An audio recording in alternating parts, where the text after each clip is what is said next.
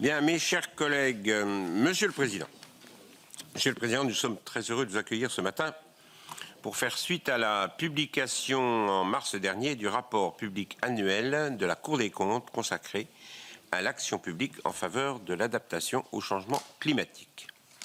Ce document long de plus de 700 pages pointe les lacunes et retards de l'État, des collectivités et des entreprises en la matière et appelle à la mise en place d'une véritable planification. Ce constat général est prolongé d'une analyse portant sur les actions publiques transversales, sur le cadre de vie, sur les infrastructures, sur l'environnement naturel, les personnes et les activités économiques. Nous saluons la transversalité et l'ampleur de l'analyse qui justifiait pleinement l'organisation d'une audition plénière par notre commission.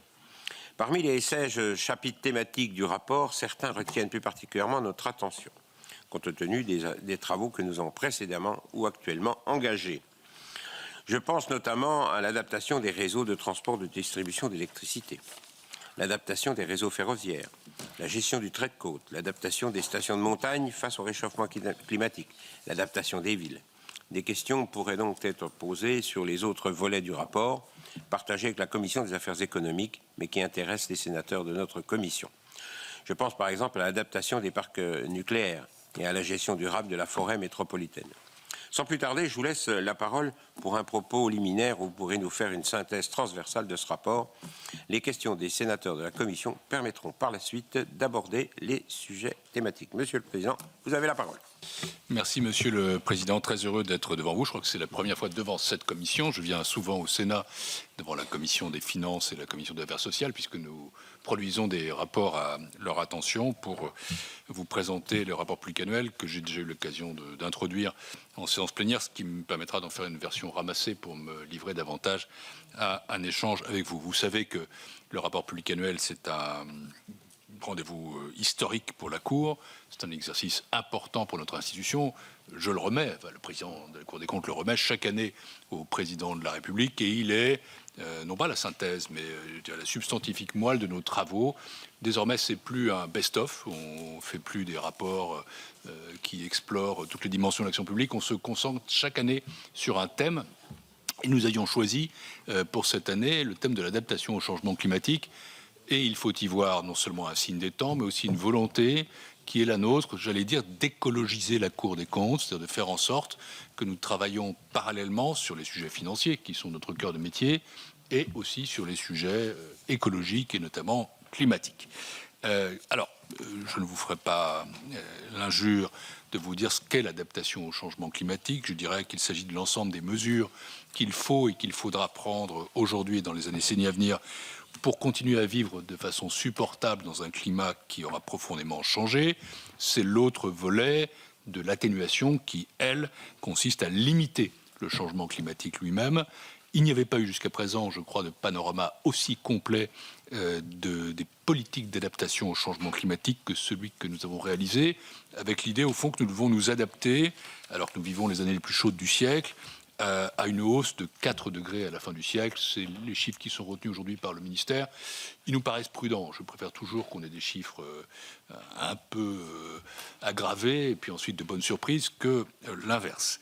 La thématique de l'adaptation pose de nombreux défis à l'action publique, qu'elle concerne au premier chef. D'abord parce qu'elles sont par définition multiformes. Il s'agit de s'adapter à des phénomènes qui sont extrêmement divers, des températures globalement plus élevées, des événements lents mais inéluctables, c'est la hausse du niveau de la mer, et donc c'est l'impact sur le trait de côte. La fonte des glaciers, c'est les stations de ski, l'érosion du littoral. Enfin, des événements climatiques qui, eux, sont ponctuels mais qui sont extrêmes, comme des tempêtes très violentes, des inondations. On a connu ça encore récemment en France dans le Nord-Pas-de-Calais, des épisodes de sécheresse, des chaleurs extrêmes, et on pense aux canicules. Les horizons d'attente et de réalisation des politiques publiques eux-mêmes sont très divers. les politiques d'adaptation sont, vous l'avez dit, Monsieur le Président, nécessairement spécifiques à chaque territoire. Il y a une dimension nationale, mais il y a aussi une dimension territorialisée de l'action publique face à l'adaptation au changement climatique.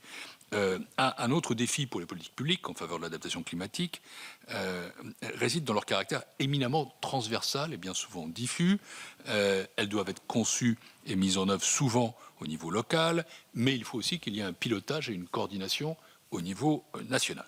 Alors évidemment, c'est un phénomène international. Tous les pays sont peu ou prou confrontés aux mêmes enjeux, et c'est pourquoi il y a un cadre juridique international depuis 2010 qui est toutefois beaucoup moins fourni que l'encadrement de l'atténuation du changement climatique. Et au niveau national, c'est le fameux PNACC, le Plan national d'adaptation au changement climatique, sur lequel les pouvoirs publics travaillent depuis 2022 et qui devrait, je l'espère, être présenté à la rentrée 2024. Enfin, le dernier défi, et c'est pas le moindre, c'est que ça coûte très cher et qu'il n'y a pas en face du chiffrage exhaustif et cohérent. Il y a des chiffres qui existent, je cite ceux de l'Institut I4CE qui a évalué le coût de 18 mesures d'adaptation prioritaire à 2,3 milliards d'euros, ou encore ceux du rapport Pisani-Ferry-Masfouz qui disent 3 milliards d'euros. Je dis tout de suite que nous n'avons pas produit, pour ce qui nous concerne, de chiffres magiques, de chiffres de synthèse, tout simplement parce que les données sont trop dispersées,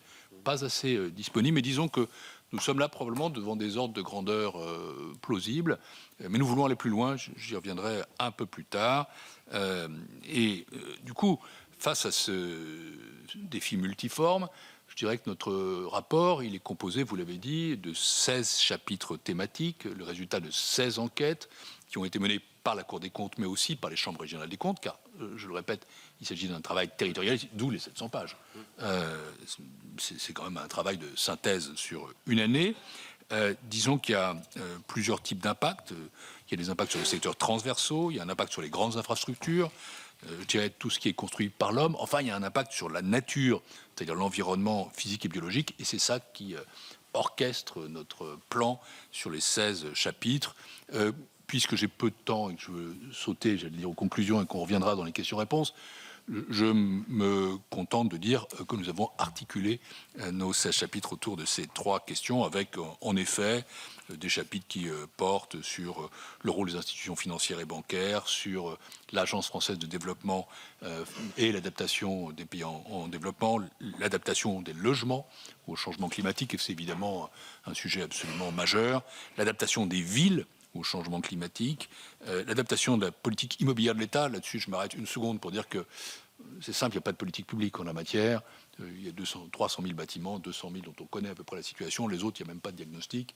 Donc, c'est une politique publique entièrement, en fait, à concevoir et qui concerne l'État au premier chef. Nous avons aussi travaillé sur l'adaptation des centrales nucléaires, des ouvrages hydroélectriques, l'adaptation des réseaux de transport et de distribution d'électricité. C'est engagé plusieurs années, mais les conséquences financières et la coordination entre l'État et les gestionnaires de réseau pourraient être beaucoup mieux formalisées. Nous avons travaillé sur l'adaptation des voies ferrées au changement climatique. Un mot aussi là-dessus, parce que c'est un enjeu majeur pour le quotidien des Français qui souffrent ou se plaignent déjà de retard. Mais il faut savoir que les intempéries sont à l'origine de 20% des minutes perdues imputables au réseau et qu'à l'horizon 2100, les événements météorologiques pourraient causer 8 à 11 fois plus de retard que ce que nous connaissons aujourd'hui. Et puis, il y a tout ce qui concerne la gestion de la forêt, qui couvre tout de même un tiers du territoire métropolitain. Vous en savez quelque chose, Monsieur le Président, dans un département que j'ai également bien connu, puisque nous avons été conseillers généraux ensemble, dans une autre vie, même un autre siècle. La prévention des catastrophes naturelles dans les territoires ultramarins, la gestion du trait de côte. Alors, le trait de côte, c'est ce qui sépare la mer de la terre.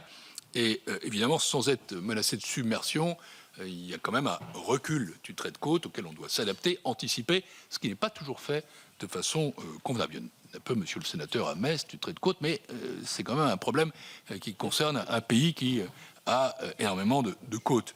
Je pense aussi à l'adaptation des cultures céréalières, sur lesquelles nous avons noté que les agriculteurs se sont très bien adaptés. Ça, c'est un chapitre qui est plutôt un satisfecit. Il y a un fameux chapitre sur les stations de montagne face au changement climatique. Alors, nous avons même fait un rapport public thématique sur le sujet. Il a donné lieu à pas mal de réactions, même énormément de réactions. J'assume ce chapitre, je sais qu'il a prêté à débat, mais il faut être conscient, et ça a aidé, que l'économie des stations de montagne ne peut pas être la même dans la période du réchauffement climatique. Nous le savons toujours dans la région qui nous est commune. Nous faisions du ski jadis, aujourd'hui c'est un peu plus compliqué. Donc il faut quand même anticiper ce qui va se passer pour l'ensemble des stations de ski. Voilà ce que nous avons fait. Alors quels sont les enseignements ? Je veux en tirer 4 devant vous avant de me livrer bien volontiers à l'échange avec vous. Je suis là pour ça.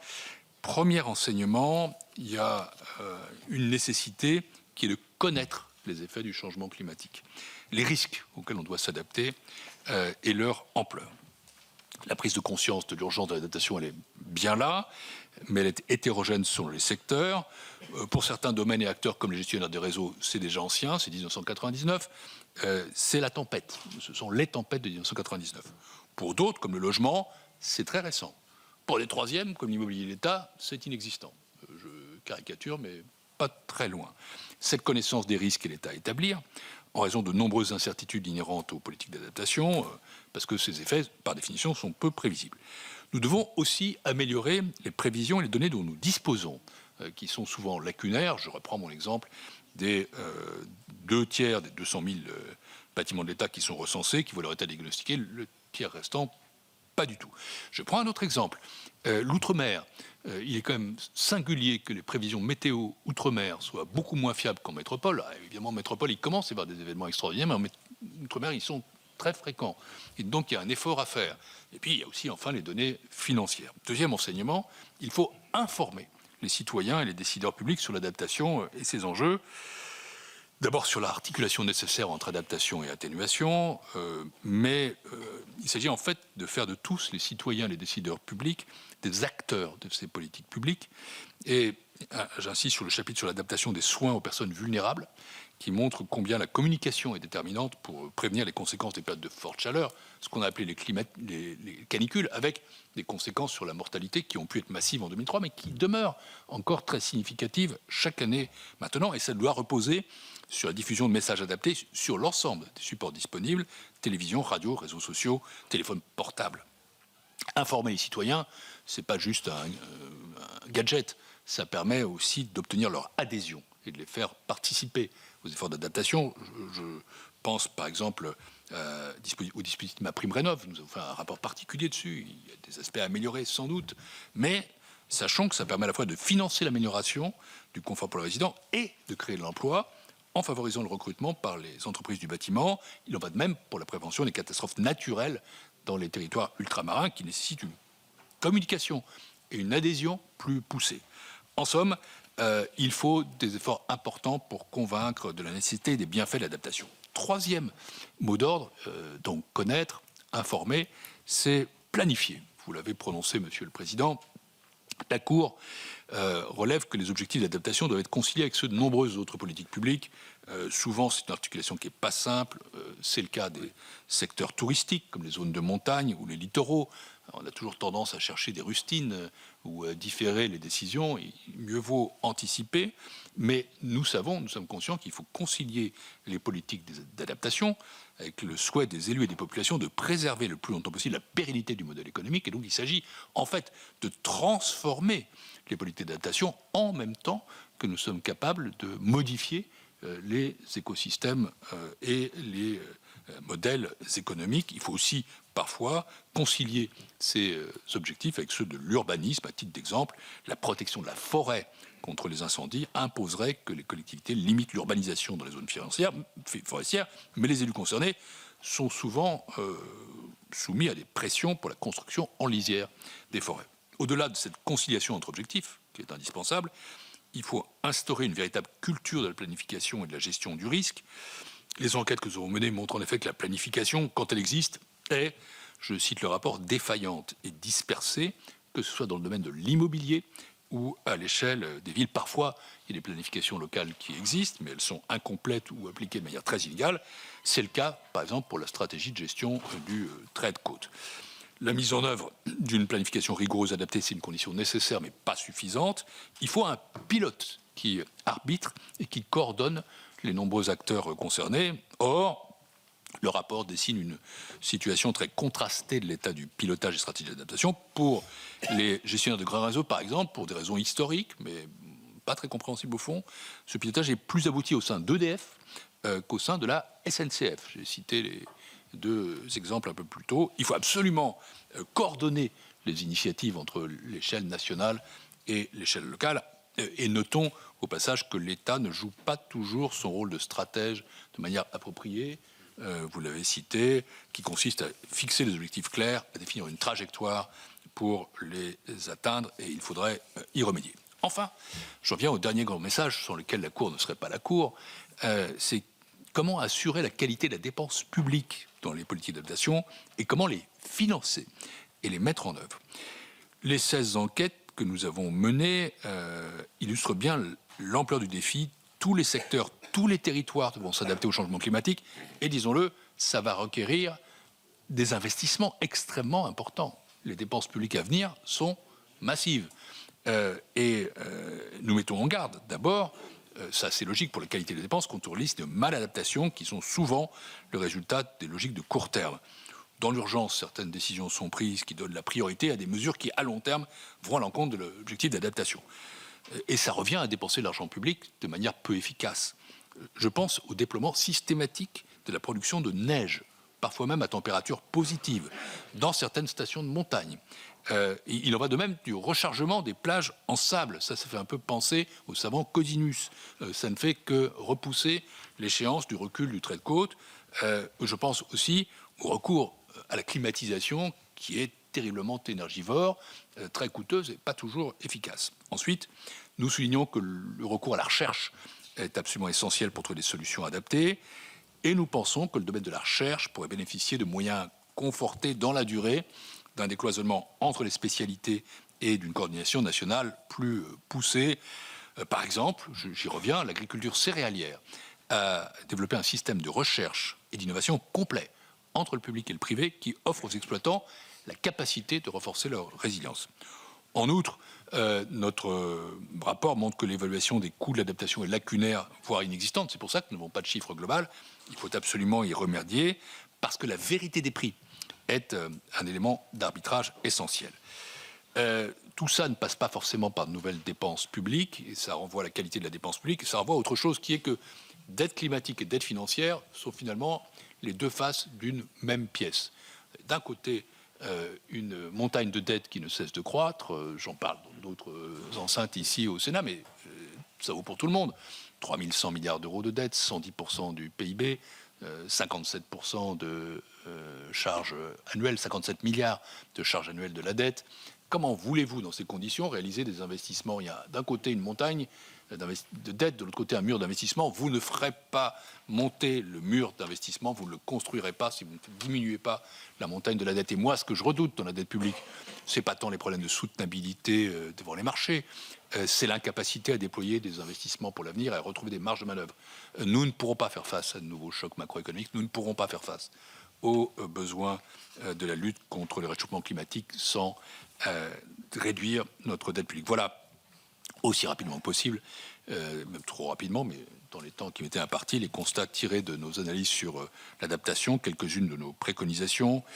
Je veux vous dire que tout ça illustre aussi la diversité des sujets que nous traitons, car ce n'est pas la totalité de ce que nous produisons sur le sujet. Je vous écris très souvent, Monsieur le Président, mais je vais vous faire une annonce qui est que nous souhaitons systématiser cela et que nous travaillons à présenter désormais un rapport annuel sur la transition écologique en parallèle des exercices sur loi de finances que nous essayons de positionner pour le mois de septembre. J'espère pouvoir venir devant le Sénat en septembre 2025 pour présenter le premier de ces rapports de synthèse qui est aux côtés de nos grands rapports sur la situation et les perspectives des finances publiques, sur les lois de financement de la sécurité sociale, le RALS que je présenterai cet après-midi à la presse.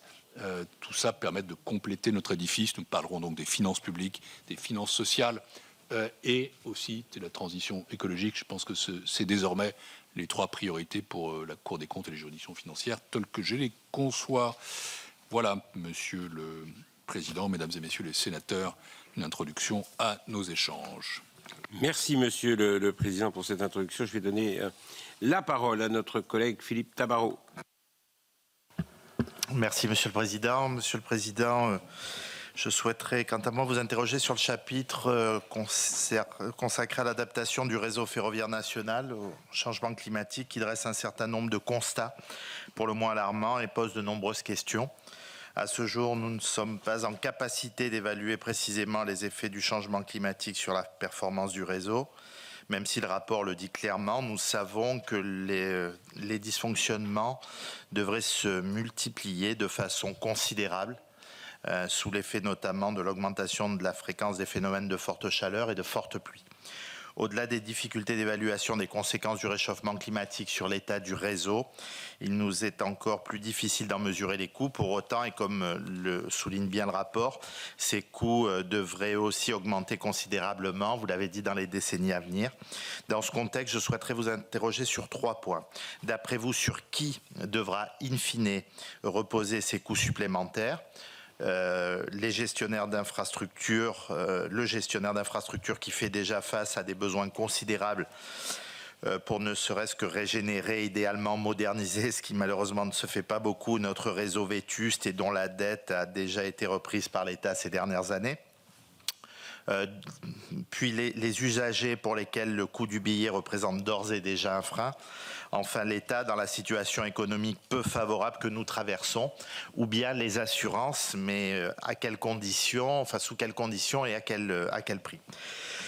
Le deuxième point que je voulais aborder avec vous, c'est que je partage l'idée de la recommandation 4 qui vise à définir un plan d'adaptation au changement climatique inclus dans le contrat d'objectifs et de performance, mais contrat après contrat, actualisation après actualisation.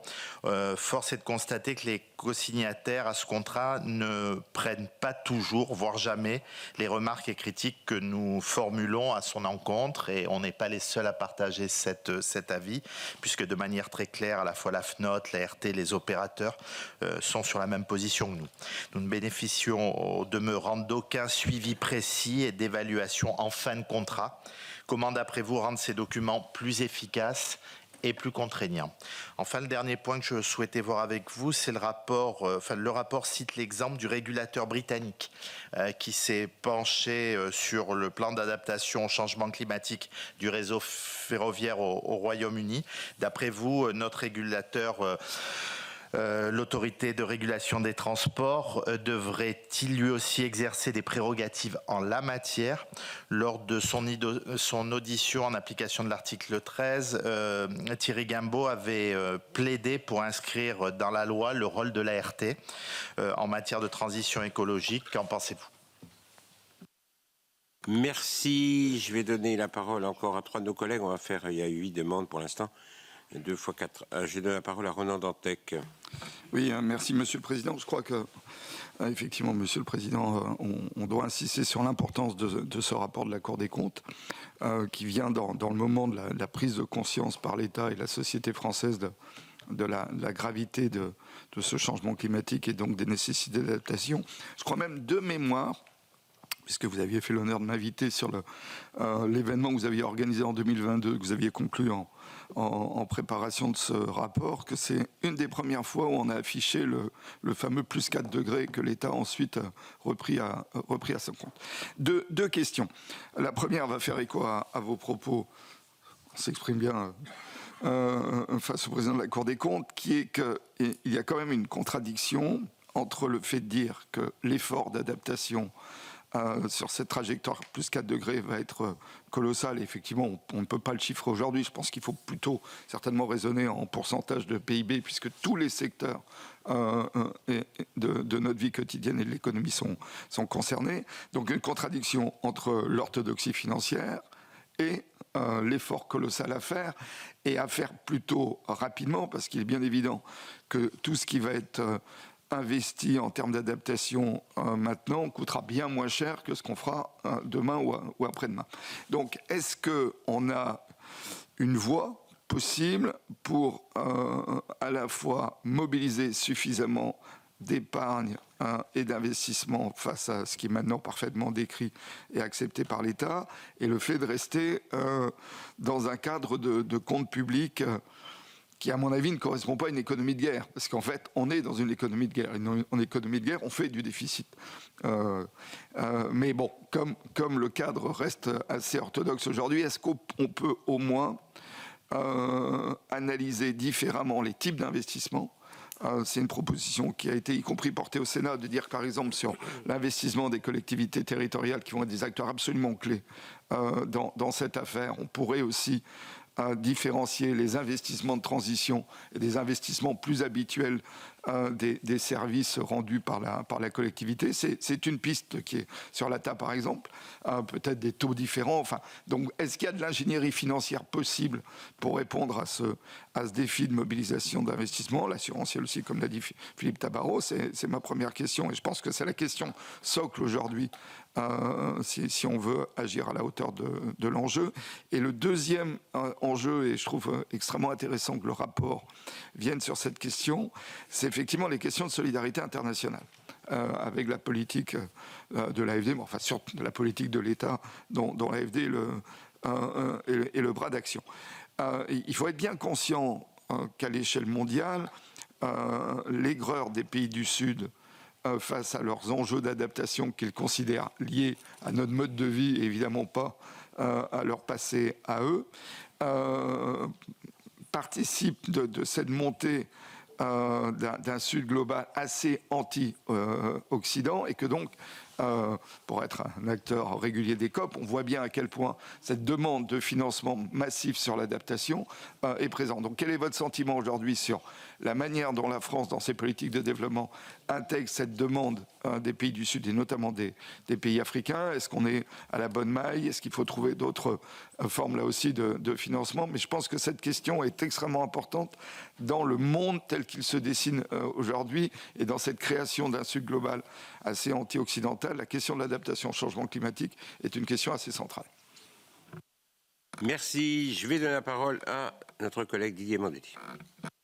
Merci Monsieur le Président. Monsieur le Président, en tant que président du groupe d'études mer et littoral du Sénat, je souhaite vous interroger sur le sujet dont nous avons fait notre fil conducteur pour nos travaux pour les 3 ans qui viennent, en l'occurrence la gestion du recul du trait de côte, l'érosion côtière. Votre rapport soulève à juste titre la dissociation qui prévaut dans notre pays dans l'approche des risques littoraux entre le traitement de la submersion marine et celui de l'érosion côtière. Ces risques reposent en effet sur des politiques distinctes, tant en termes d'outils fonciers mobilisables que de financement, puisque le recul du trait de côte n'est pas pris en charge par les fonds de prévention des risques naturels majeurs, dits fonds Barnier. Cette distinction, si elle est justifiée par le caractère prévisible et progressif du recul du trait de côte, par opposition aux submersions marines, est contestée par de nombreux élus locaux. Elle est en outre scientifiquement discutable, car les deux phénomènes s'alimentent évidemment mutuellement. Les submersions marines peuvent accélérer le recul du trait de côte et ce dernier conduit à exposer de nouveaux secteurs aux vagues de submersion. Selon vous, c'est ma première question, serait-il pertinent de privilégier un traitement de ces risques par des instruments communs dans notre pays? Enfin, en m'appuyant sur les travaux du Comité national du trait de côte, dont je suis membre avec d'autres, et du CEREMA, qui a rendu un rapport récemment, j'aimerais aborder la question du financement. Dans votre rapport, la question du financement, bien sûr, des opérations de relocalisation, de recomposition spatiale face à ce recul. Votre rapport évoque des pistes qui avaient d'ailleurs été formulées par certains parlementaires, notamment un fonds de solidarité côtière alimenté par ce qu'on appelle les DMTO, droit de mutation à titre onéreux, et une mobilisation accrue de la taxe GEMAPI, dont vous suggérez le déplafonnement. Il s'agit là, bien sûr, de ressources locales. S'agissant de l'utilisation de la taxe GEMAPI, le gouvernement avait déposé un amendement au Sénat qui avait été rejeté à l'unanimité. Le produit est déjà très insuffisant pour prendre en charge les besoins existants. D'autres pistes se sont faites jour. Une affectation partielle de la taxe sur les éoliennes en mer pour ce qui concerne la zone économique exclusive, je le précise, puisque rien n'était encore formalisé, même si nous avons travaillé dans le cadre d'un groupe sur la fiscalité des énergies renouvelables avec la ministre Agnès Pannier-Runacher. Moi, la question, c'est Une part de fiscalité locale peut-être, solidarité nationale sans doute. Tous les utilisateurs ou les gens qui vivent sur le littoral de façon permanente ne doivent pas être les seuls payeurs à mon sens. Quel regard portez-vous sur l'idée d'affecter donc une part de ce produit, s'agissant de l'éolien offshore, au financement de l'adaptation des territoires littoraux face au recul du trait de côte, et ça rejoindre le premier volet avec éventuellement la création d'un fonds d'adaptation aux conséquences des dérèglements climatiques sur nos littoraux. Merci. Je vais donner la parole à Jean-Claude Anglard. Comme j'ai 10 demandes, je vais en donner une 5e à M. Gillet et puis après, ce sera une 2e série. Merci. Merci, Monsieur le Président. Monsieur le Président de la Cour des comptes, je voudrais vous interroger, non pas sur l'agriculture, puisque je suis rapporteur pour avis ici de ce texte, et tout le monde se souvient dans le monde agricole du texte que vous avez produit et du rapport que vous avez produit en 2023 sur l'élevage bovin, qui a créé un grand émoi, notamment dans le Massif central. Je vais vous parler d'hydroélectricité. Je voudrais vous interroger là-dessus, et plus précisément sur la situation des concessions hydroélectriques. Donc nous avons dans le Massif central, sur la vallée de la Truyère, un projet d'une centrale à Montézic de 430 MW attenante à l'existence qui est prête à démarrer. Mais ce projet, comme d'autres, dépendent de l'évolution du cadre juridique et de la résolution du contentieux européen sur le renouvellement des concessions arrivant à échéance. Et dans un référé de votre cour du 2 décembre 2022 sur le renouvellement des concessions hydroélectriques, vous avez formulé des recommandations au gouvernement afin d'agir pour sortir des difficultés, notamment des investissements nécessaires qui résultent de la prolongation de la durée des concessions. Dans votre rapport de 2024, aux pages 348 et 349, vous avez formulé de nouveau les mêmes recommandations. Je cite, « Il serait opportun de ne plus considérer les STEP, puisqu'il s'agit de cela, comme des ouvrages ordinaires destinés à commercialiser de l'électricité sur le marché de détail, mais comme des équipements destinés à contribuer à la flexibilité du réseau. De plus, leur mode de rémunération, je cite toujours, devrait être revu en ce sens. La Cour vous réitérait donc la recommandation figurant dans le référé précité. Or, le ministre de l'Énergie a déclaré en février dernier qu'il n'y aurait pas de projet de loi relatif à la souveraineté énergétique jusqu'à la fin de l'année, en attendant un débat préalable sur l'équilibre global du système énergétique français. Lorsque j'ai interrogé M. le maire donc, au mois de mars, lors d'une séance aux questions au gouvernement, le ministre n'a pas été en mesure de préciser les solutions et le calendrier retenus par le gouvernement. Dans ma question, M. le Président, je vous interroge pour savoir jusqu'à quand, selon vous, cette situation juridique est-elle tenable? Je vous remercie. Merci. La parole est à Hervé Gillet. Merci, Monsieur le Président. Merci beaucoup, Monsieur le Président, aussi pour ce rapport qui est particulièrement intéressant. Vous l'avez souligné, la vertu des trajectoires ne trouve pas dans l'immédiat toujours de contrepartie financière. Et donc, dans l'évaluation du rapport coût-bénéfice, aujourd'hui, il y a des enjeux qui sont effectivement majeurs, avec aussi une difficulté pour nous, pour bien évaluer aussi les trajectoires, dans ce qui pourrait être l'impact conjoncturel et l'impact structurel, et sur lequel nous aurions besoin d'avoir des outils et des méthodes qui nous permettraient de réajuster effectivement ces évaluations. Vous avez peu abordé aussi le marché carbone et les compensations carbone aujourd'hui, qui est un sujet qui est quand même assez majeur aujourd'hui, et quel intérêt aussi, ou quelle voie, quelle trajectoire on pourrait trouver sur le développement de nouvelles fiscalités carbone. Vous avez abordé aussi la planification et l'intérêt de la planification. On pourrait aller plus loin aujourd'hui sur le fait que beaucoup de politiques publiques ne sont pas suffisamment conditionnées aujourd'hui, et ces trajectoires ne sont pas suffisamment inscrites dans les règlements et le déroulé des politiques publiques et leur territorialisation. On voit aussi qu'on a des outils qui sont aujourd'hui sous-utilisés et pas suffisamment armés, comme les plans climat, air, énergie territoriaux. Nous avons travaillé sur ce sujet, notamment avec Ronan Dantec, pour doter ces plans climat, air, énergie de moyens substantiels pour accompagner les territoires, accompagner les communautés de communes en lien avec des syndicats mixtes de territoire, avec une meilleure articulation des fonds européens pour développer cette planification écologique. Et on sent bien que là, il y a des faiblesses qui sont quand même majeures. Sur les transports, mon collègue Tabarot, bien sûr, est intervenu, mais j'ai envie aussi de vous questionner sur l'absence de lisibilité aujourd'hui des trajectoires d'investissement sur les transports. On a le sentiment que ça part dans tous les sens et que, à vouloir trop embrasser, on a beaucoup de mal aujourd'hui à développer une stratégie vraiment offensive pour essayer d'avoir des objectifs et de définir véritablement des objectifs prioritaires.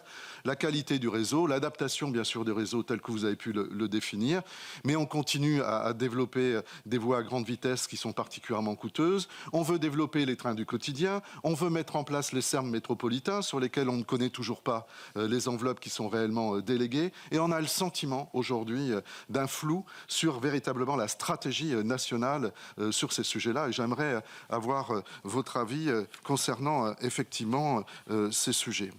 Et puis sur la partie de l'eau, mon collègue Anglard l'a effectivement mis en perspective. C'est un sujet qui est quand même particulièrement important aujourd'hui.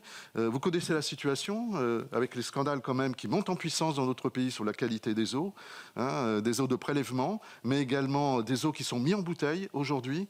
On ne peut pas passer à côté de cet enjeu qui est majeur avec des pollutions diffuses de plus en plus importantes et donc une réflexion à avoir sur l'ensemble des aires de captage, mais pas uniquement, sur toutes les modalités des process industriels avec des procédures dérogatoires qui posent beaucoup de questionnements au niveau politique aujourd'hui. Et j'aimerais aussi avoir votre avis sur ces sujets-là. Et sur les concessions hydroélectriques, il y a aussi un enjeu majeur sur l'eau, c'est tous les soutiens d'étiage.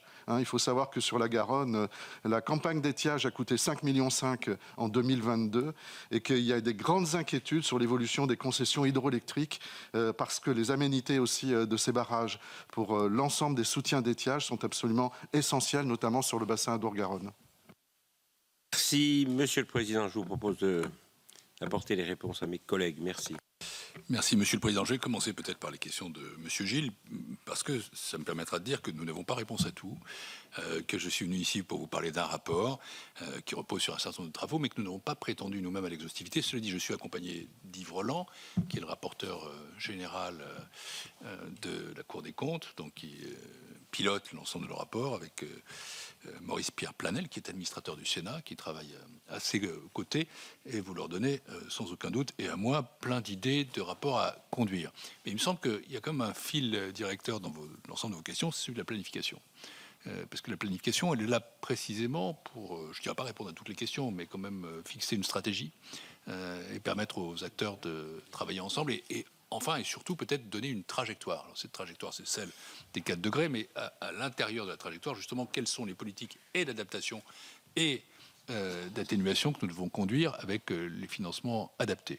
Mais il va de soi que toutes les questions que vous avez posées sont bien sûr pertinentes, que beaucoup d'entre elles pourraient donner lieu à des rapports soit de la Cour des comptes, soit de la Chambre régionale des comptes. Et je redis devant vous que nous nous proposons maintenant de faire un rapport annuel d'ensemble sur la transition écologique pour aborder à la fois les sujets climatiques et les sujets financiers et les faire de concert. Ce qui me permet d'enchaîner avec la question du sénateur Dantec, que je remercie à nouveau d'avoir contribué à nos travaux il y a maintenant 2 ans.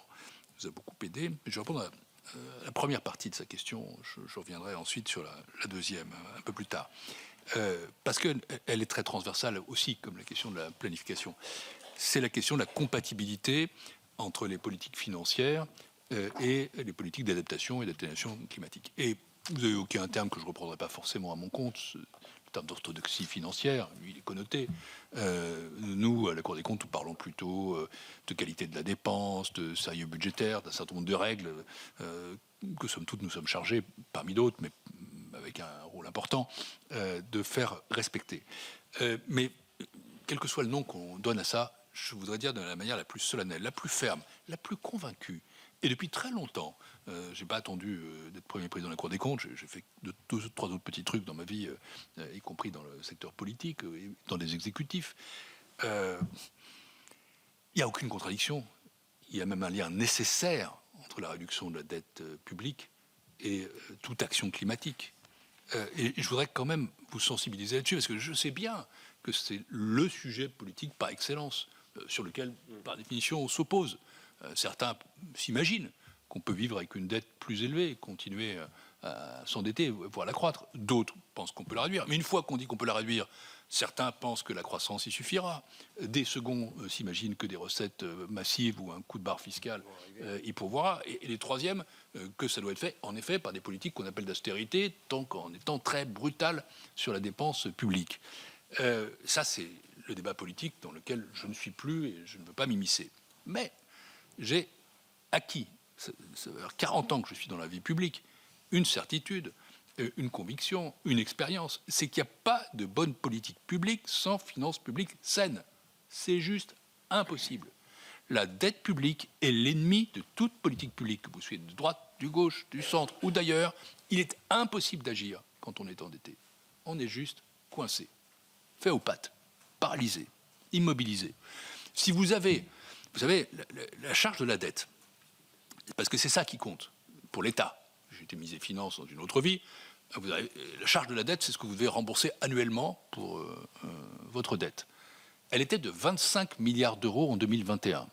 Elle est de 57 milliards d'euros aujourd'hui, parce que nous avons changé d'air. C'est-à-dire que nous sommes sortis de la période magique des taux d'intérêt négatifs, formidable. On s'endette, on gagne de l'argent. C'est extraordinaire, mais c'est une parenthèse qui n'existe plus. Donc maintenant, des taux d'intérêt positifs. Cette charge de la dette sera de 85 milliards d'euros. Ce n'est pas nos chiffres, c'est ceux du gouvernement. Et à mon avis, ils ne sont pas pessimistes, parce que on y reviendra peut-être, je le dis dans d'autres cénacles, y compris au Sénat, la trajectoire financière pour les années 2027, le Haut Conseil des finances publiques que je préside également a dit qu'il manquait de crédibilité et de cohérence. On aura l'occasion d'en reparler au moment du PLF. Et je viendrai représenter ici, dans une salle à côté, le rapport sur la situation et les perspectives des finances publiques au début du mois de juillet. C'est ça, monsieur le rapporteur général. Bon, notre situation elle est très ennuyeuse, parce que je veux bien qu'on explique qu'on va investir massivement pour le changement climatique, contre le changement climatique, et j'en suis 1000 fois d'accord, qu'on va investir massivement pour notre défense, ça aussi ça fait partie, et même au premier chef, c'est la définition de l'économie de guerre, qu'on va investir pour la transition numérique, qu'on va développer notre innovation et notre recherche sans laquelle nous ne sommes pas compétitifs dans le monde d'aujourd'hui. Mais comment faites-vous, comment faisons-nous si nous n'avons pas de disponibilité financière? Le préalable à tout investissement intelligent, c'est de réduire la dette pour retrouver des marges.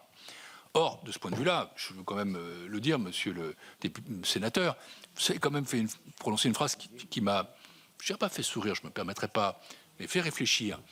Vous dites, dans une économie de guerre, on fait des déficits. Mais on doit être en guerre depuis longtemps, nous, hein, parce que ça fait quand même 50 ans qu'on a des budgets en déficit. Et ces dernières années ont été un festival. Nous avons augmenté notre dépense publique de 600 milliards au cours des 5 dernières années.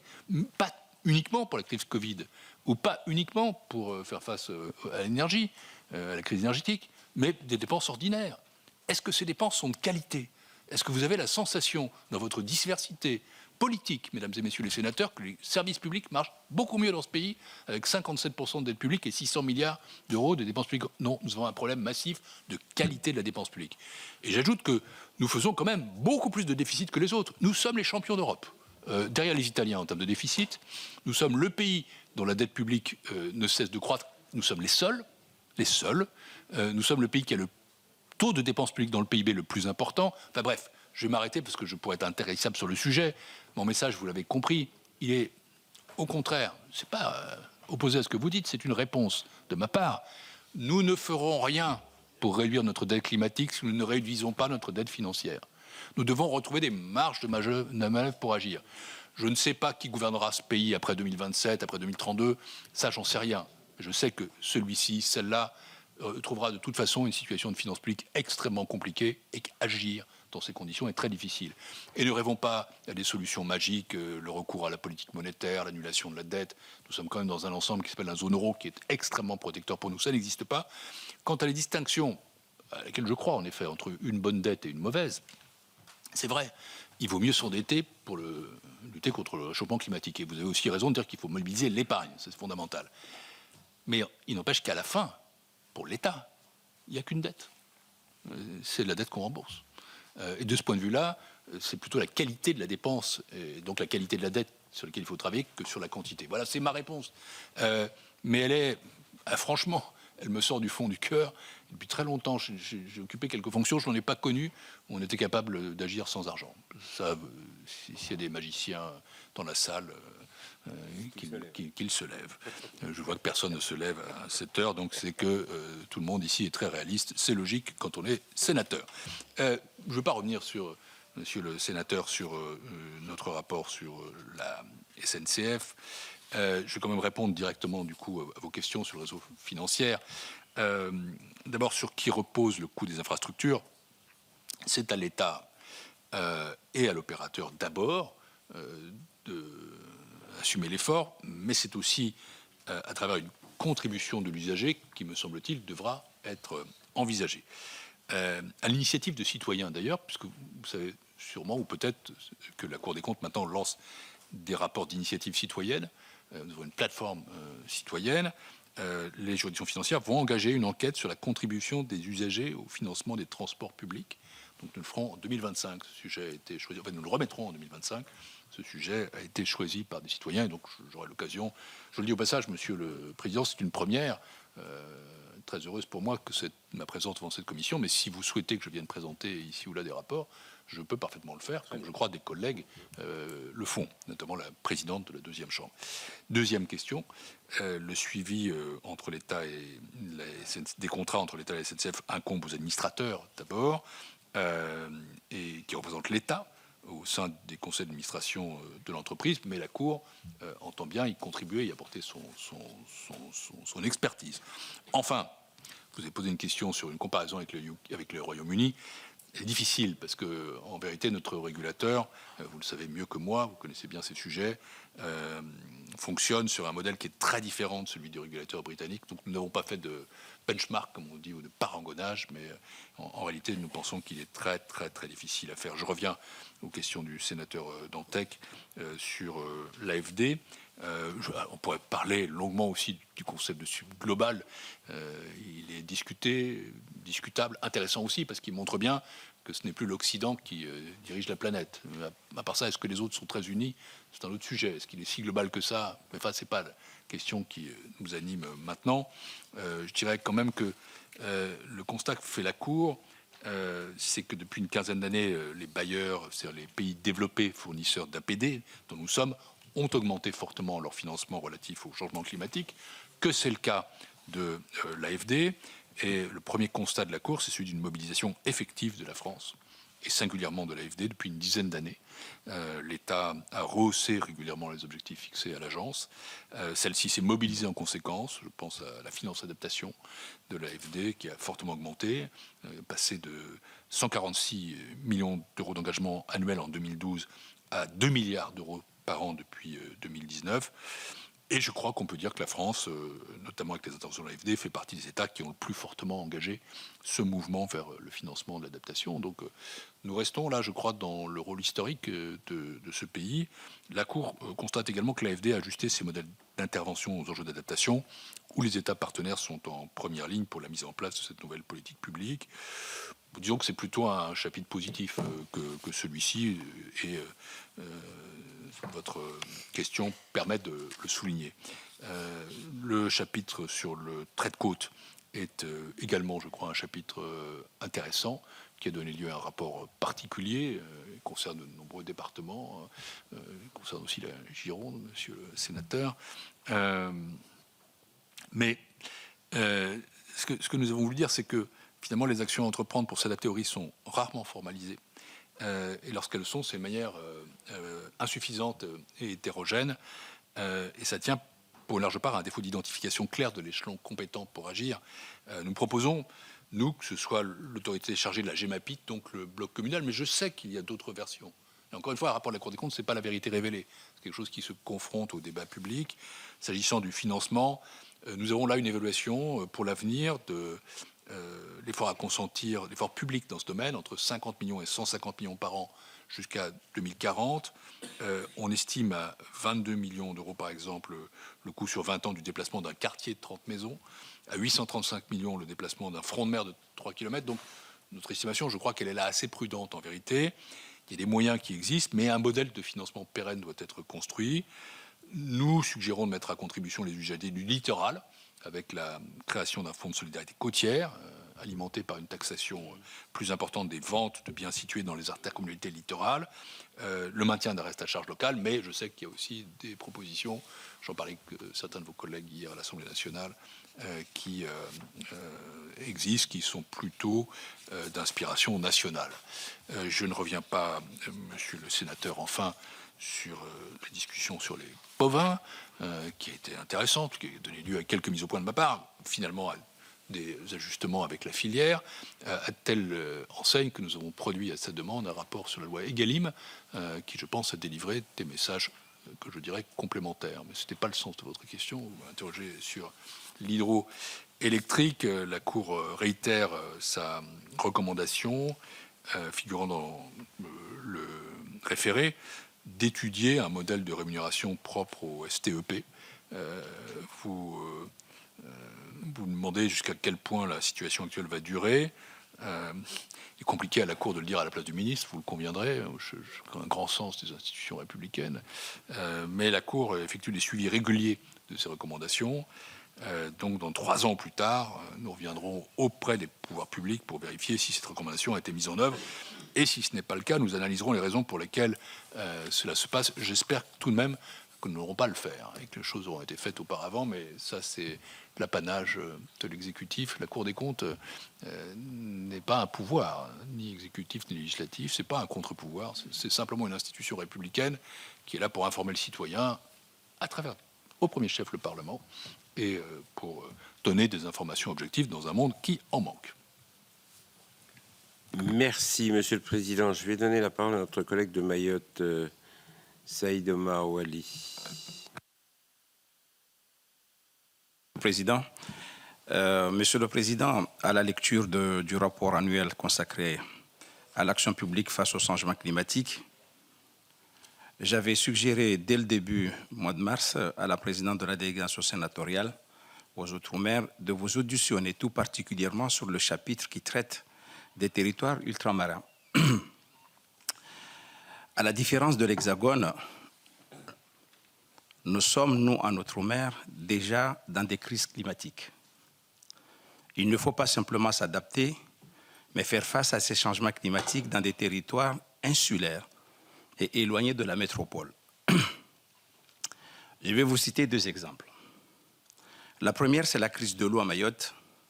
Depuis plus d'1 an, et même maintenant, on n'a pas d'eau. Et si la phase aiguë est passée, nous sommes encore en crise.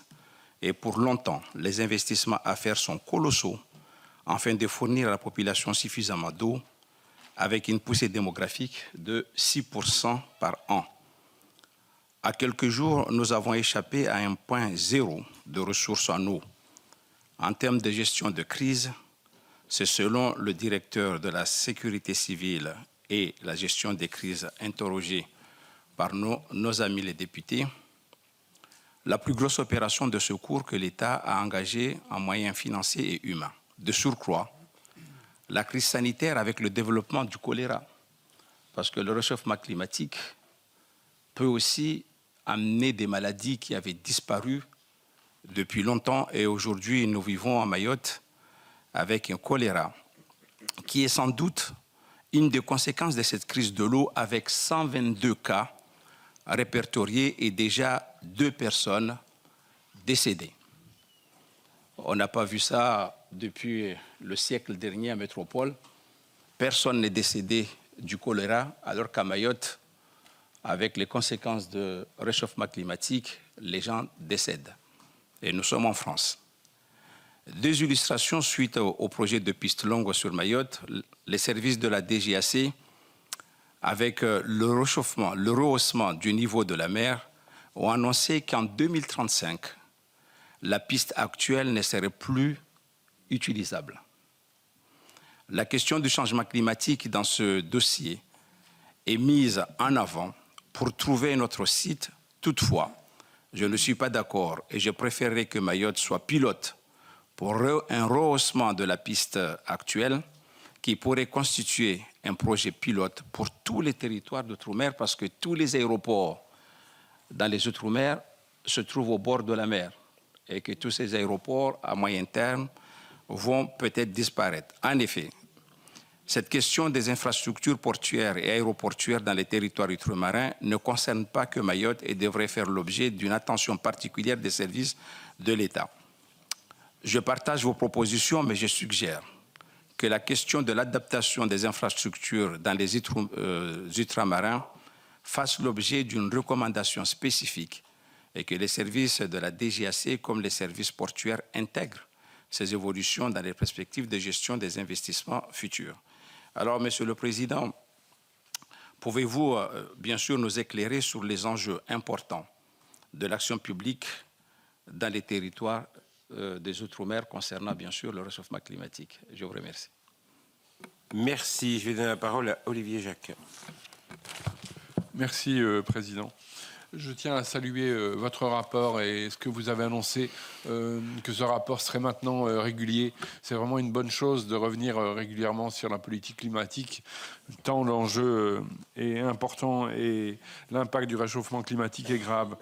Autant votre rapport et votre analyse sont clairs pour le niveau national, pourriez-vous préciser ce qu'il en est des collectivités territoriales? Nous sommes dans une république décentralisée. Et quelle est votre analyse pour les différentes strates, que ce soit les régions, les départements ou les communes? C'était ma seule question. Je vous remercie. La parole est à Guillaume Chevrollier. Merci, Monsieur le Président. Monsieur le Premier Président, vous nous présentez ce matin le rapport Action publique en faveur de l'adaptation au changement climatique avec les mots-clés connaître, informer, planifier et vous êtes la Cour des comptes. Comment financer ces politiques publiques d'atténuation et d'adaptation? Et vous avez rapidement fait le lien entre dette climatique et dette financière, en rappelant l'état de nos finances publiques, les 3100 milliards de dettes, 110% du PIB et les 57% du PIB en dépenses publiques. Donc la Cour des comptes fait année après année des rapports alarmants qui sont publiés, dont on a communication et qu'on lit avec beaucoup d'intérêt. Vous faites beaucoup de recommandations avec des orientations, encore 62 recommandations dans le dernier rapport public annuel de 2024.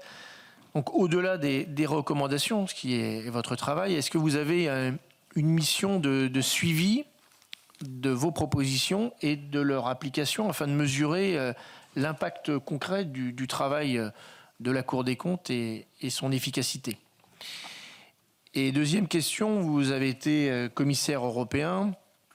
Quelles sont les relations aujourd'hui de la Cour des comptes avec la Cour des comptes européenne, les relations et les travaux sur les sujets autour, bien sûr, de la dette financière des différents États de l'Union européenne, et en plus, quand dans le débat d'aujourd'hui, on parle de lever un emprunt européen et avec la soutenabilité financière, et puis également sur les relations avec la Cour des comptes européenne, sur les politiques d'adaptation et d'atténuation au changement climatique. Merci. Merci. La parole est à notre collègue Weber. Oui, merci, Monsieur le Président. Merci pour ce rapport qui est, pour nous, sénateurs, je dirais, une mine d'or, en l'occurrence plutôt un puits de carbone, qui nous permet effectivement d'y trouver des idées, des réponses et sans doute peut-être des potentielles solutions à trouver, à construire avec l'analyse qui est faite. On s'aperçoit actuellement, et j'ai un peu cette inquiétude, de constater que sur les questions de transition énergétique, climatique et de lutte contre le réchauffement climatique, il y a une forme de défiance. Une défiance de nos concitoyens qui se demandent finalement au quotidien comment eux-mêmes ne seront pas les victimes de ces changements et comment ils pourront eux-mêmes faire face à ces changements, notamment sur l'impact que cela peut avoir sur leur propre budget, sur leur train de vie, sur leur quotidien. Cette acceptabilité sociale qui est aujourd'hui mise en difficulté et donc finalement aussi sur les mécanismes financiers que l'on doit imaginer construire pour améliorer cette acceptabilité sociale transparaît bien évidemment aussi, c'est une forme de miroir auprès des politiques publiques, puisqu'on sent depuis quelques mois maintenant, et j'allais dire peut-être même un peu plus, une espèce de frein sur l'intensité des mesures à prendre pour améliorer cette transition énergétique et climatique. Et je voulais vous entendre sur l'analyse que vous-même vous portez, peut-être sur les mécanismes à imaginer pour améliorer cette acceptabilité sociale des impacts de la transition nécessaire auprès de nos concitoyens. Et puis la deuxième chose, c'est que l'on parle évidemment des moyens qui sont à mettre en œuvre dans les années à venir, qui sont aussi à mettre en miroir avec le coût de l'inaction climatique, parce que je pense que de plus en plus on met les deux politiques en parallèle, c'est-à-dire à la fois le coût de la transition, mais parallèlement aussi le coût de l'inaction climatique. Et la question que je me pose, c'est de se demander si on n'a pas aussi une troisième voie, c'est de se demander comment les mesures qui sont prises aujourd'hui sont source, in fine, d'économies à l'avenir pour nos budgets, pour nos concitoyens, pour la vie au quotidien sur notre territoire, au regard de l'analyse que vous avez faite, parce que effectivement, quand on parle de 110% du PIB, je me souviens il y a quelques années, quand l'Italie est arrivée à 120%, où l'on disait à l'échelle européenne que c'était une catastrophe, on est à 110% aujourd'hui, et bizarrement, on a un peu le sentiment que le débat public en France n'est pas aussi alarmiste qu'il était à l'époque pour l'Italie, quand l'Italie était à 120%. Merci. Merci. Je vais donner la parole à Marta de Cidrac. Merci, Président. Monsieur le Premier Président, j'avais une question qui concerne l'Agence française de développement. Vous en parlez dans votre rapport.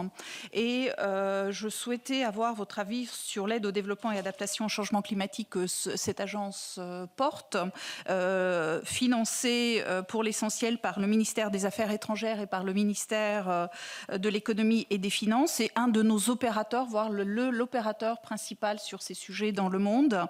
On voit que les engagements financiers de l'AFD ne cessent d'augmenter depuis 2014. Aujourd'hui, on a dépassé les 2 milliards d'engagements financiers, en fait, pour les actions menées.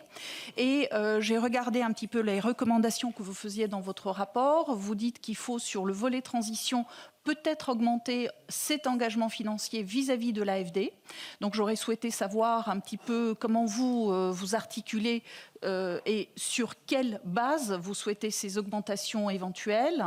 D'autant plus que dans les mêmes recommandations, vous dites qu'il faut que nous ayons un retour sur les impacts et les résultats véritablement des actions menées, puisqu'on voit que selon les zones géographiques dans le monde, nous n'avons pas les mêmes poids d'action. Donc je pense que c'est un retour qui serait intéressant pour nous d'avoir. Et puis une deuxième question qui concerne plus précisément nos territoires et les collectivités, puisque vous dites également dans l'une de vos recommandations qu'il serait intéressant que nous ayons un retour d'expertise et un retour d'expérience de ce que fait l'AFD dans toutes ces régions du monde, qui permettrait peut-être d'inspirer nos collectivités territoriales. Donc j'aurais souhaité avoir votre avis sur ce à quoi vous pensez quand vous dites expérience, comment faire et surtout comment articuler ces retours d'expérience et ces études d'impact. Je vous remercie. Si je vais terminer avec, il reste encore 4 questions que je vais vous faire. Monsieur Uzna. Merci, Après, Monsieur le Président. Monsieur le Premier Président, moi, je vous interroge en tant que co-rapporteur d'une mission d'information sur les entreprises et le climat, et donc je vais me concentrer sur la partie du rapport consacrée à l'accompagnement de l'adaptation de l'économie. Tout d'abord avec 2 remarques sur 2 phrases, en particulier quand il est dit que les objectifs de l'adaptation doivent être articulés avec ceux du développement économique. Probablement qu'il faut inverser la logique aujourd'hui. En tout cas, beaucoup d'acteurs économiques confirment bien que tout l'enjeu, c'est de repenser les modèles de développement économique à l'aune des enjeux posés par le changement climatique, qu'il s'agisse de l'adaptation ou de l'atténuation. De la même façon, dans le rapport, vous évoquez le faible nombre, je cite, de projets verts rentables. Ils ne sont pas rentables dans les critères de l'économie actuelle. Et d'ailleurs, dans le rapport, à juste titre, vous évoquez un déplacement des curseurs de la rentabilité, pensant qu'il faudra probablement aller bien plus loin qu'un simple déplacement de curseur, d'autant plus que s'agissant des banques et des assurances, l'intégration du risque climatique reste relativement faible. Donc moi j'avais 3 questions. Vous évoquez dans le rapport le fait de pousser notamment les entreprises à agir, là je cite, ou à modifier leur comportement par la réglementation ou par une action sur les prix des biens et services. Est-ce que vous pourriez nous en dire davantage sur ces 2 leviers que nous avons nous-mêmes identifiés et sur lesquels nous travaillons ?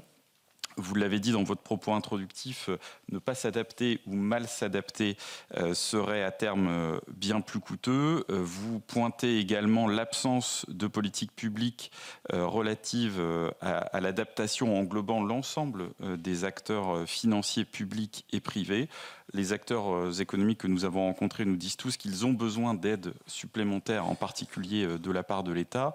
Donc on est bien d'accord, dépenses supplémentaires doit dire recettes supplémentaires. D'ailleurs, vous dites compenser tout surcroît de dépenses ou toute baisse d'impôts par des économies ou des hausses de recettes. S'agissant de ces hausses de recettes, est-ce que vous avez là aussi des pistes plus précises en lien avec les enjeux climatiques, parce que qu'il s'agisse des entreprises ou des collectivités, on voit bien que le modèle de financement, là aussi, doit être largement repensé. Et puis, dernière question sur l'évaluation du mur d'investissement, que là aussi, vous avez rappelé dans votre propos liminaire. Ça, c'est un enjeu pour nous majeur. Dans l'une des recommandations que vous formulez en lien avec le 3e plan national d'adaptation au changement climatique, vous évoquez des pistes, mais est-ce que vous pourriez aller plus loin, notamment sur la méthode pour pouvoir évaluer au mieux à l'échelle nationale ces besoins d'investissement? Je vous remercie. Merci. La parole est à Denis Saint-Pé. Merci, Président. Monsieur le Président, eu égard au changement climatique et à la résilience nécessaire des réseaux électriques, vous préconisez, dans votre rapport 2024, outre la modification de l'arrêté des conditions techniques de 2001, vous préconisez que soient intégrés dans les contrats de service public conclus entre l'État et les gestionnaires de réseau des objectifs nécessaires d'adaptation au changement climatique. Or, à ce jour, seule l'exigence de service public existe avec RTE, le transporteur d'électricité, et non avec le distributeur qui est Enedis, ce qui pose question. Alors que se multiplient les raccordements des énergies renouvelables sur nos réseaux, comment, à votre avis, Monsieur le Président, l'État peut-il aider en tenant compte, bien sûr, du contexte budgétaire contraint et en sachant que les collectivités sont propriétaires des réseaux électriques? Je vous remercie. Merci. La parole est à notre collègue Hervé Reynaud. Merci Monsieur le Président, Monsieur le Premier Vice-président. Merci pour cet échange et cette audition concernant le rapport annuel consacré à l'action publique face au changement climatique. Moi, j'ai beaucoup apprécié la sincérité de vos propos, notamment sur la charge de la dette, sur les notions de qualité également de la dépense. On a évoqué l'impact sur nos collectivités locales. Un certain nombre de collègues, notamment mon collègue Didier Mandelli, ont évoqué l'éventuel reste à charge pour nos collectivités sur un certain nombre de ces sujets. Mais que faut-il en penser lorsque on lit dans le magazine L'Express, dans sa dernière édition, le président de la République qui évoque une dérive des dépenses initialement prévues du fait des collectivités locales et qu'il n'y aurait pas de dérapage de la dépense de l'État. Voilà, je voulais vous questionner également sur ce sujet. Madame Varayas, non? Vous aviez demandé la parole ou pas? Oui, Marie-Claude Varayas.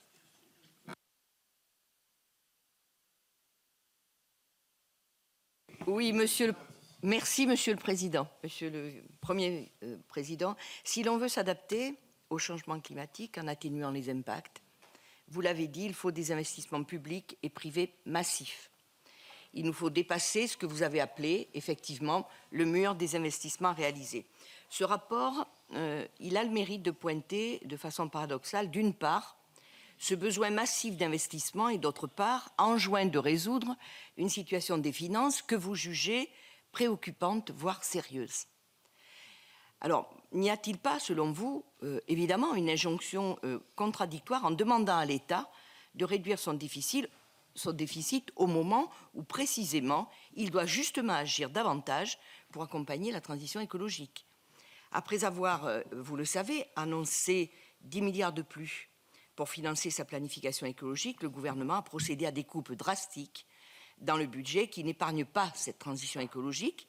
Moi, je relève, par exemple, 1 milliard en moins sur ma prime Rénov', 500 millions de moins sur le fonds vert, alors qu'à juste titre, vous déclariez qu'il serait paradoxal d'aller taper dans le secteur sur lequel on a le plus besoin d'investissement. Et le logement en est un.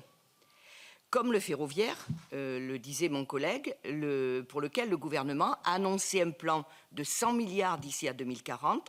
Si ce plan est mis en œuvre, il aura une incidence sur les finances publiques. Dans ce cas, que dirait la Cour des comptes? Y a-t-il des investissements pesant sur le déficit que la Cour des comptes serait prête à saluer, notamment avec une vision à long terme, surtout lorsque l'on sait que l'ADEME a évalué le coût de l'inaction face aux dégâts du dérèglement climatique à hauteur de 260 milliards d'euros. Voilà. Alors c'est vrai que le déficit, soit on baisse les dépenses, soit on augmente les recettes. La Cour des comptes estime qu'au moins 50 milliards d'euros d'économies seront nécessaires d'ici 2027 pour faire passer le déficit public sous les 3% du PIB. Je souhaite avoir votre avis. Bien. Eh bien, le premier président de la Cour des comptes va pouvoir vous répondre. Merci. Il n'y a pas d'autres questions? Bien, je laisse la parole à Pierre Moscovici. Pardon, Monsieur le Président.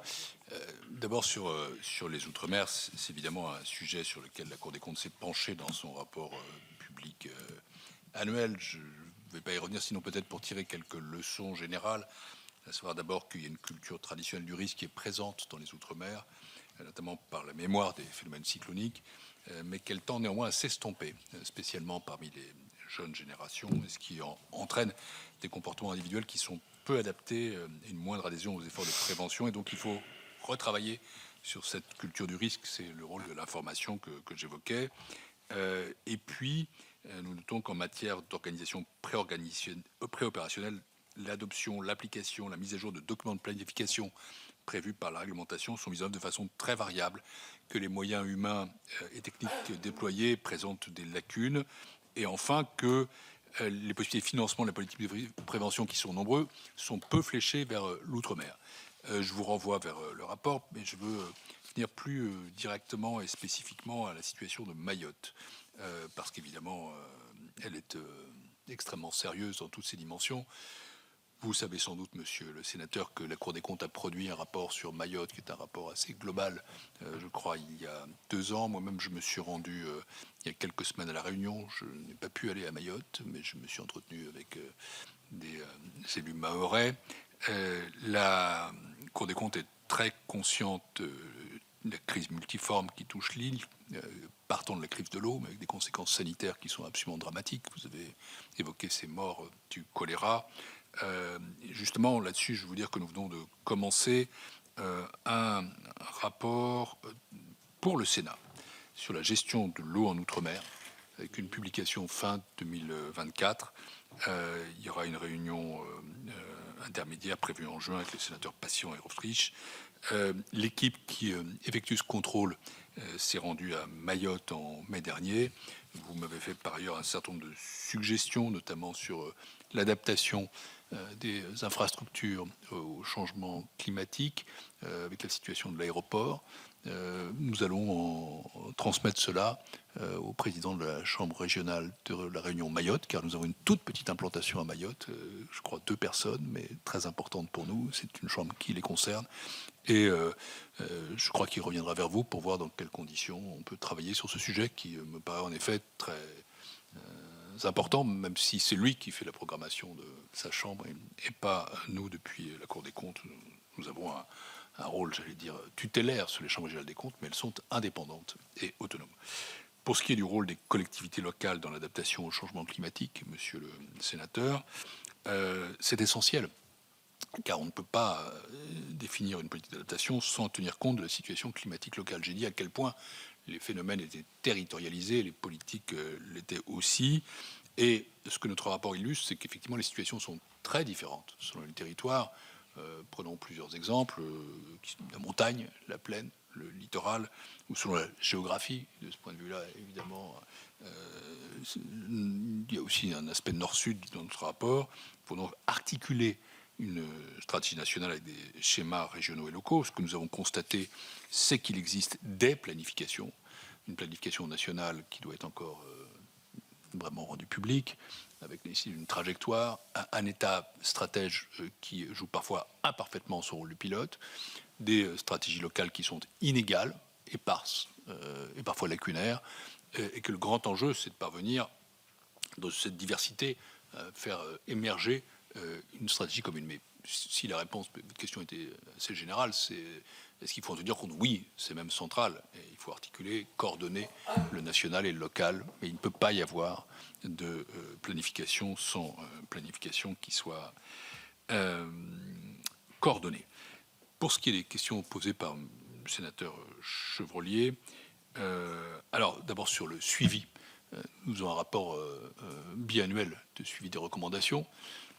Quand nous sommes comme le Sénat, nous sommes très visités pendant les journées européennes du patrimoine. Je rencontre des citoyens, donc je les accueille pendant quelques temps. Il y a toujours 2 reproches qu'on fait qui sont assez symétriques. C'est le premier, ils sont d'ailleurs pas symétriques, ils sont complémentaires.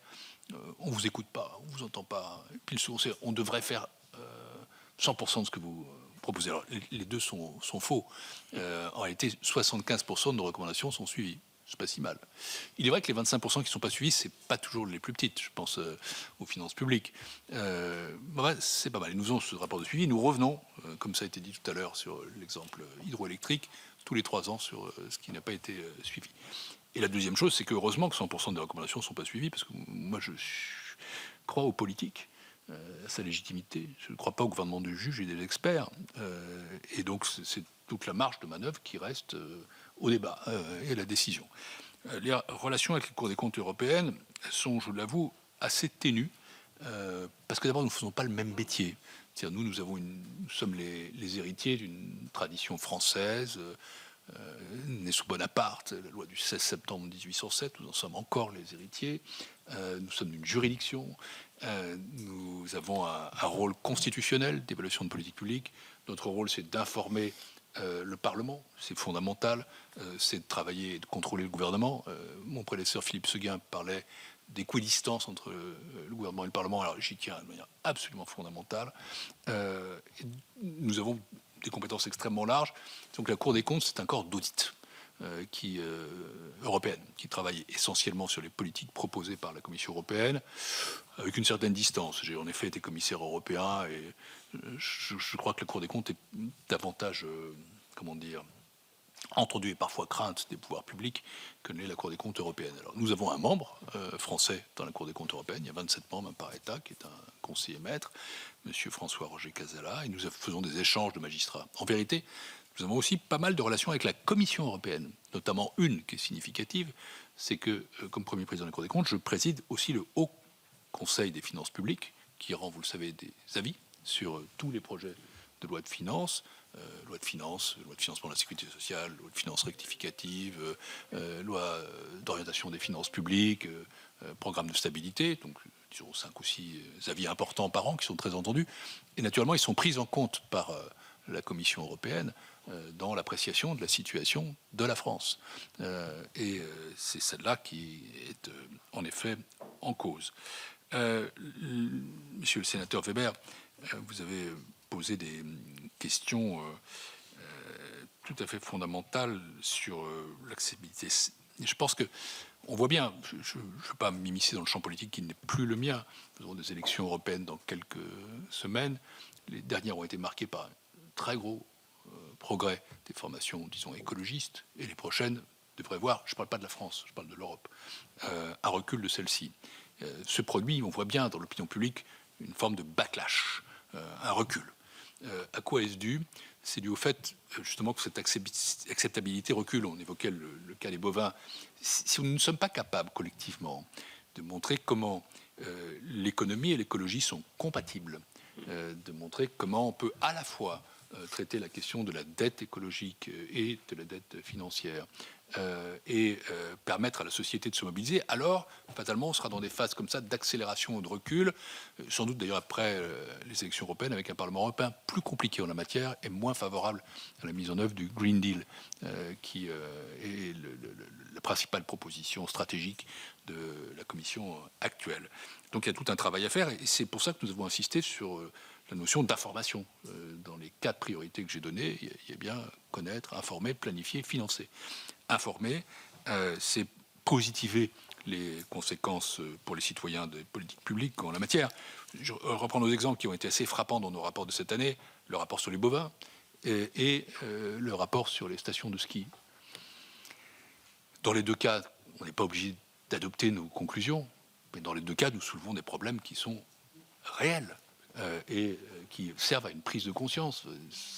Et c'est là-dessus qu'il faut travailler. Nous ne disons pas qu'il faut fermer les stations de ski. Nous disons que toutes les stations de ski françaises, pratiquement, doivent réfléchir à ce que sera leur modèle en 2050. Et donc commencer à adapter certaines. Dans notre département, à Métabier. Non, mais parce que nous le citons dans le rapport, voilà une station qui s'est déjà adaptée à la nouvelle donne. Alors, il était contrainte, mais toutes doivent le faire. Donc, ces problèmes-là sont des problèmes qui sont devant nous. Pour ce qui est de l'Agence française de développement, à partir de l'examen de projets d'adaptation conduits au Maroc et au Sénégal, la Cour a posé un constat qui est que ces projets présentent une plus-value avérée, dont témoignent plusieurs exemples de solutions qui réduisent la dépendance des populations à la mobilisation de moyens extérieurs, favorisent aussi leur résilience au changement climatique, que ce soit en matière d'agriculture ou d'aménagement urbain. Alors, il y a des limites qui peuvent tenir aux partenaires de l'AFD, qui visent encore souvent un développement économique, disons, de court terme, plutôt qu'une adaptation durable au changement climatique.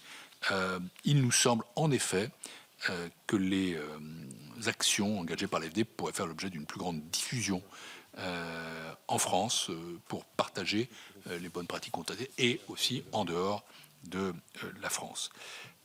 Monsieur le sénateur Usna, vous m'avez posé plusieurs questions auxquelles il faudrait s'entretenir peut-être plus en détail, avec les magistrats de la Cour des comptes qui sont à votre disposition pour discuter de votre rapport. Je reviendrai sur la question, les questions financières principales d'abord, sur les recettes. Et puis aussi sur l'évaluation du mur d'investissement. Alors, sur le mur d'investissement,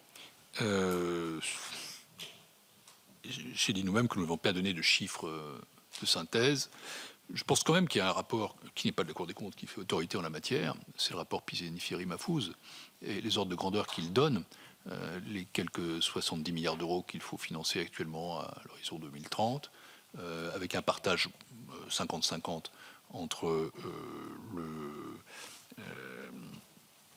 le privé et le public, nous paraissent à peu près adaptés. Et on voit bien après ce que sont les différentes sources. Alors, la Cour des comptes n'est pas très compétente. Elle est compétente techniquement, mais elle n'est pas compétente fonctionnellement sur les recettes. Notre rôle, c'est sur les dépenses publiques. À côté de nous, le Conseil des prélèvements obligatoires que je préside également. Mais disons qu'à titre personnel, là, je m'engage parce que je trouve que avoir évacué les propositions faites par Jean Pisani-Ferry et Salma Mahfouz en matière fiscale d'un revers de main n'est pas sérieux, parce que, et ça rejoint plusieurs questions qui ont été posées, les finances publiques, c'est une matière extrêmement simple. Oui, nous avons trois façons de réduire les déficits. C'est soit d'augmenter la croissance, c'est la plus vertueuse. Soyez conscients, mesdames et messieurs les sénateurs, que nous ne sommes pas à l'aube de 30 glorieuses. Notre croissance tendancielle, notre croissance potentielle, elle est plutôt de l'ordre de 1% par an que de l'ordre de 3 à 4% par an. Nous ne nous comparons pas aux États-Unis de ce point de vue-là. Nous n'avons pas la même démographie, nous n'avons pas la même compétitivité, nous n'avons pas la même capacité de produire, nous n'avons pas la même monnaie. Et donc c'est une limite. Il faut muscler notre potentiel de croissance, mais pas tout en espérer. Deuxième chose, c'est les recettes. Quand j'étais ministre des Finances, je m'étais illustré par une formule, le ras-le-bol fiscal, que je revendique, parce que avec la fiscalité, quel que soit l'électorat, notamment les classes moyennes, il faut être conscient qu'il y a une limite au consentement à l'impôt. Ça ne veut pas dire qu'on ne peut rien faire. Et après, il y a des questions là qui sont des questions d'équité. Je pense que le volet fiscal peut être utilisé, mais avec des marges de manœuvre qui ne sont pas énormes. Donc, on est forcément, et je rejoins du même coup les questions posées par Madame la sénatrice, conduit à faire des économies sur les dépenses. Je vous ferai observer une chose, c'est que dans la trajectoire qui est décrite par le gouvernement, son programme de stabilité, il y a certes 50 milliards d'euros d'économies, mais cette trajectoire est déjà pas suffisamment consistante, à notre avis, mais il y a aussi 20 milliards d'euros de prélèvements obligatoires. Le problème, c'est que ni les uns, ni les autres ne sont spécifiés, informés, documentés à ce stade. Ça nous chiffonne.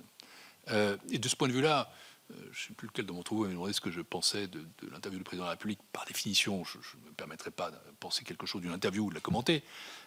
Mais je dirais, Madame la sénatrice, c'est vous qui m'avez posé la question, qu'on ne peut pas dire que les collectivités locales soient responsables de l'ensemble du dérapage des dépenses. Ça ne veut pas dire qu'elles sont exonérées. Et la Cour des comptes produira aussi, à échéance fin juin, une revue de dépenses qui porte sur le financement des collectivités territoriales. Mais dire que l'État ne dépense pas trop, ne me paraît pas exact. Je vais prendre l'exemple de l'année 2023, où on a débranché en quelque sorte 28 milliards de dépenses exceptionnelles pour rebrancher 29 milliards de dépenses ordinaires, ce qui fait que la dépense a continué à croître dans une année où elle aurait dû très fortement refluer. Et c'est quand même l'explication tendancielle de ce qui se produit. C'est la cause première, pas seulement l'État. Le moment venu, il faut faire des économies qui ne sont pas forcément douloureuses si elles sont intelligentes. Dans l'ensemble du spectre de la dépense publique, les collectivités territoriales, elles ne peuvent pas être épargnées complètement. Il faut aussi tenir compte de la différence de situation entre les régions, les départements, les communes. Et la Cour des comptes va sortir, quand monsieur le rapporteur général,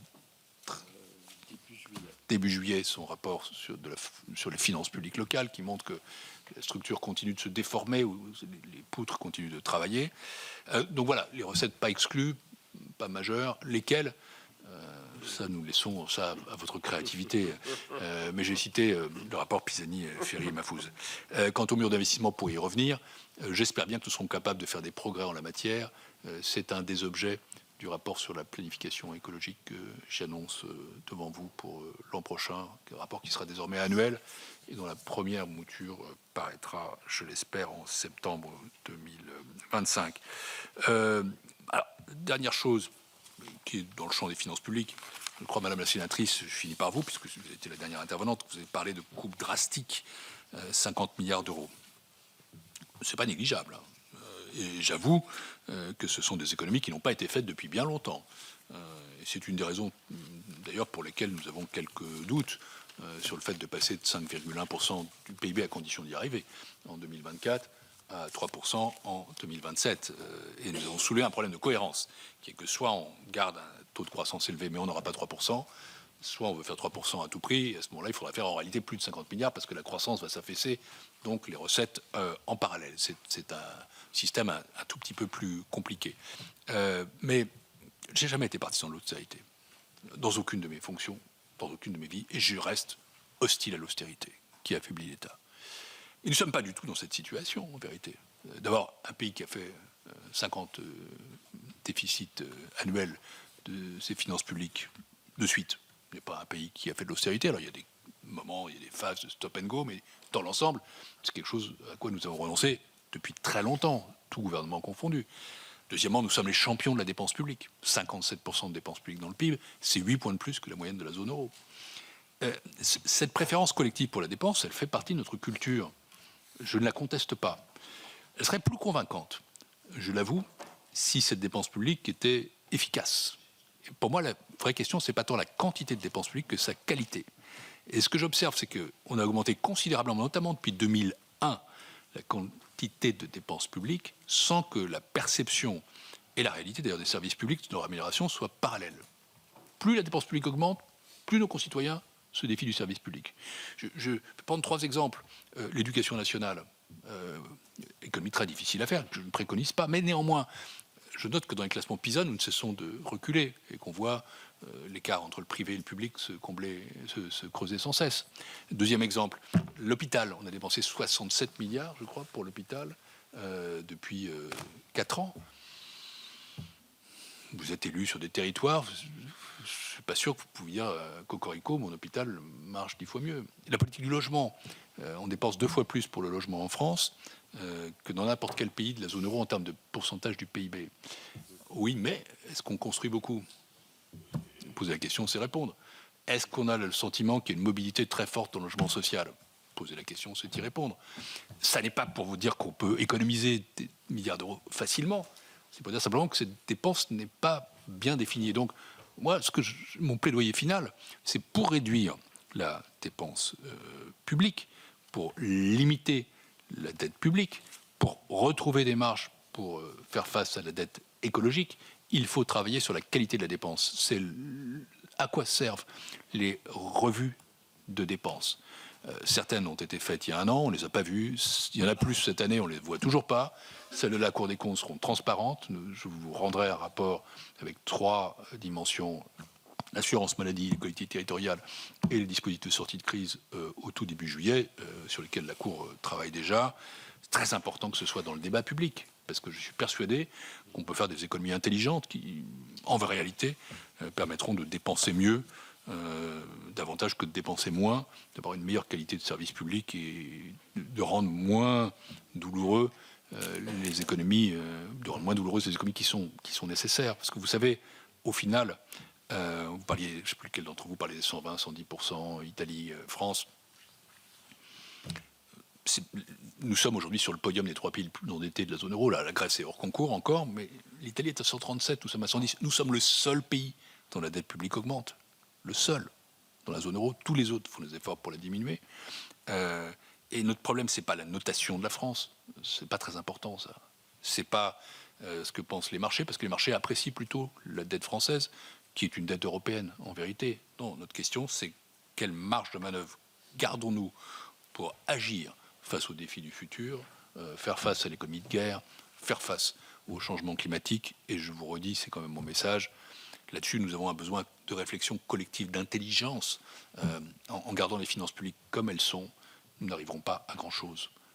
Et encore une fois, je ne sais pas qui dirigera ce pays dans le futur, mais celui-ci ou celle-là, si on ne retrouve pas de marge de manœuvre sur nos finances, ne pourra pas mener de politique publique à la hauteur des enjeux. C'est aussi simple que ça. Alors après, il y a des tas de façons de résoudre le problème.